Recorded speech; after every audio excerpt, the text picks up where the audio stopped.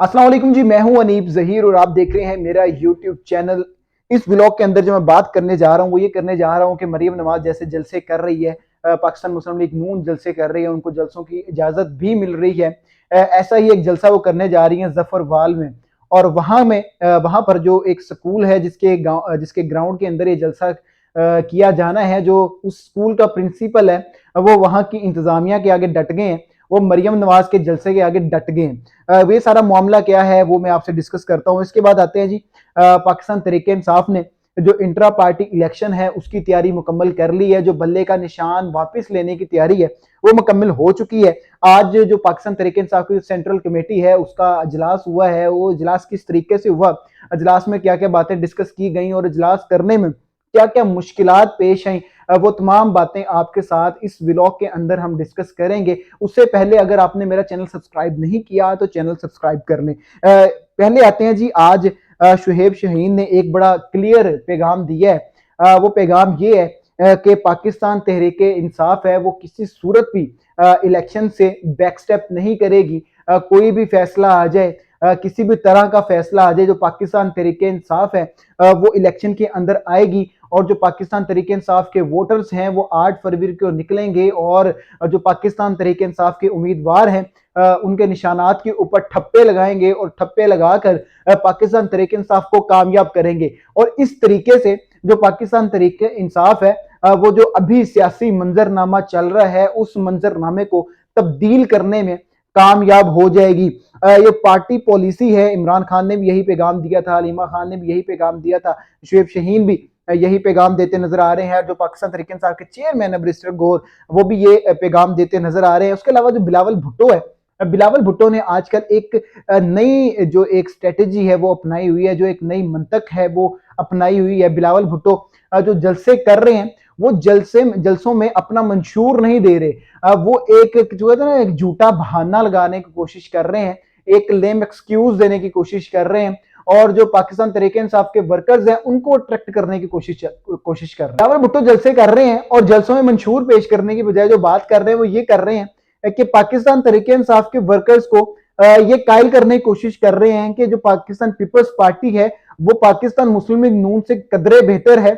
जो Pakistan peoples party की जो लीडरशिप है पाकिस्तान मुस्लिम लीग नून से कदरे बेहतर है।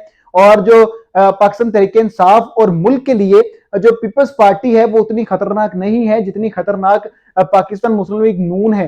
तो पाकिस्तान तहरीक इंसाफ के जो वोटर्स हैं उनसे वो बार बार हर जलसे के अंदर अपील करते नजर आते हैं कि अगर शेर वापस आ गया, अगर नून लीग वापस आ गई तो मुल्क का बेड़ा गर्क कर देंगे। तो लिहाजा जो पाकिस्तान तहरीक इंसाफ के वर्कर्स हैं वो मुझे वोट दें, वो पीपल्स पार्टी को वोट दे और मुझे वजीर आजम बनाए। लिहाजा मैं शेर का रास्ता रोकूंगा और पाकिस्तान तहरीक इंसाफ के लिए जो बेहतर चीजें हैं वो मैं लेकर आऊंगा।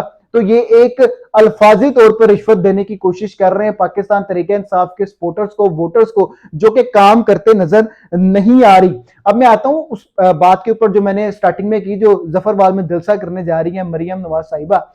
तो एक तरफ तो हाल ये है कि पाकिस्तान तहरीक इंसाफ अगर कोई रैली भी कॉल करती है तो रैली में अवाम निकले पुलिस पहले निकल आती है। और जो पाकिस्तान तहरीक इंसाफ को उस तरीके से इंतजामिया से जो है वो परमिशन नहीं मिल पाती। लेकिन जो पाकिस्तान मुस्लिम लीग नून है या बाकी जमातें हैं वो जलसों पे जलसे कर रही हैं, रैलियों पे रैलियां कर रहे हैं और बड़ा ढंके की चोट पे कर रहे हैं। इसी तरह जफरवाल में एक स्कूल के अंदर वो जलसा करने जा रही है मरियम नवाज साहिबा कल। और जो जलसा करने जा रही है वो एक स्कूल के प्ले ग्राउंड के अंदर करने जा रही है। और जो स्कूल की इंतजामिया है वहां उनको बोला गया है कि जनाब अली एक थ्रेट अलर्ट है तो लिहाजा स्कूल बंद कर दिया जाए। तो यहाँ एक सवाल उठता है कि अगर थ्रेट अलर्ट है तो स्कूल बंद करने से क्या वो थ्रेट अलर्ट खत्म हो जाएगा? स्कूल को तो अब बचा लेंगी, तो क्या जो जलसे के अंदर अवाम आएगी तो उनको उस थ्रेट अलर्ट से कोई नुकसान नहीं पहुंचेगा? तो लिहाजा एक बहाना बनाया गया। लेकिन जो स्कूल के प्रिंसिपल हैं जनाब अली वो डट गए हैं और उन्होंने कहा कि नहीं जी, स्कूल बंद नहीं होगा, जो बच्चे हैं उनकी पढ़ाई का हर्ज होगा। लिहाजा अगर स्कूल बंद करना है तो जो एजुकेशन मिनिस्टर है या एजुकेशन मिनिस्ट्री है उसकी तरफ से बकायदा मुझे एक लेटर लिखा जाए या बकायदा इंस्ट्रक्शंस दी जाए तो फिर मैं स्कूल बंद करूंगा। मरियम नवाज के कहने पर या किसी आम लोकल एमएनए एमपीए के कहने पर मैं स्कूल हरगिज बंद नहीं करूंगा। और उन्होंने बकायदा एक प्रेस कॉन्फ्रेंस कर डाली इस बात के ऊपर।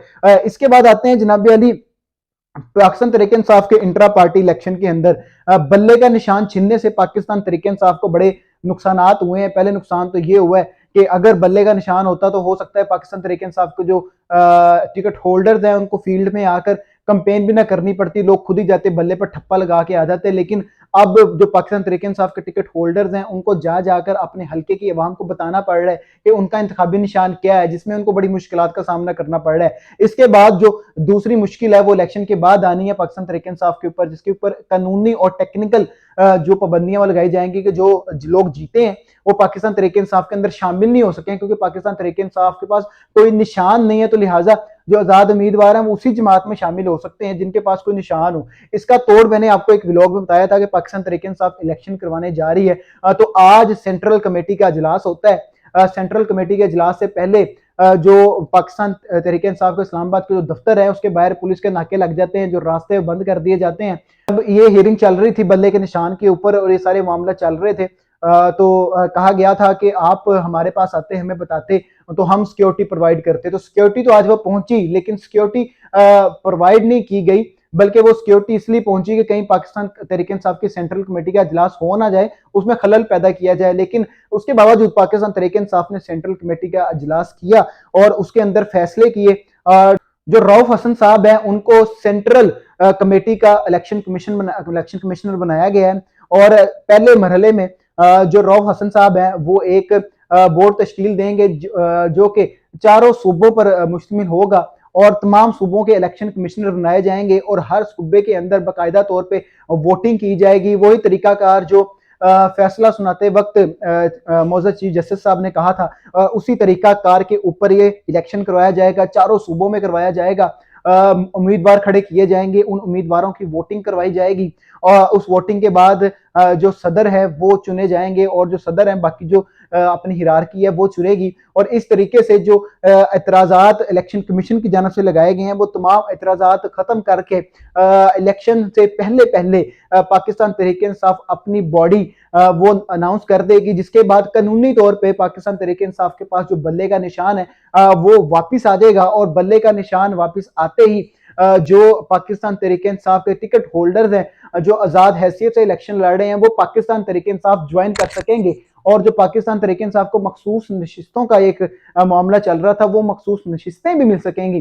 तो पाकिस्तान तहरीक इंसाफ की जो सेंट्रल बॉडी है या पाकिस्तान तहरीक इंसाफ डिमोटिवेट होते नजर नहीं आ रही, हर चीज का कानूनी लिहाज से भरपूर जवाब दे रही है। तो ये भी इसकी एक किस्म थी कि जो पाकिस्तान तहरीक इंसाफ ने बजाय इसके कि वो इलेक्शन का इंतजार करती, इलेक्शन के बाद कानूनी जंग लड़ती, उसके अंदर दोबारा उनके खिलाफ फैसला आ जाता और जो पाकिस्तान तहरीक इंसाफ के जो आजाद उम्मीदवार और टिकट होल्डर्स हैं वो तो ना वो पाकिस्तान तहरीक इंसाफ में शामिल होते, पाकिस्तान तहरीक इंसाफ अगले 3 4 5 सालों के लिए वो गेम से आउट हो जाती। इसका हल पाकिस्तान तहरीक इंसाफ ने निकाला है और ये इंट्रा पार्टी इलेक्शन करवाने जा रही है जो कि बहुत जल्द मुकम्मल कर लिए जाएंगे। रऊफ हसन जो है वो फेडरल इलेक्शन कमिश्नर होंगे पाकिस्तान तहरीक इंसाफ के। इसके अलावा 4 सूबों के फेडरल इलेक्शन 4 सूबों के जो इलेक्शन कमिश्नर है वो बनेंगे और फिर इलेक्शन करवाने के बाद जो पाकिस्तान तहरीक इंसाफ है इस कंडीशन में आ जाएगी कि बल्ले का निशान वापस ले सके। तो एक बड़ा छक्का पाकिस्तान तहरीक इंसाफ मानने जा रही है जो कि कहा जा रहा है कि पाकिस्तान तहरीक इंसाफ इसमें कामयाब हो जाएगी।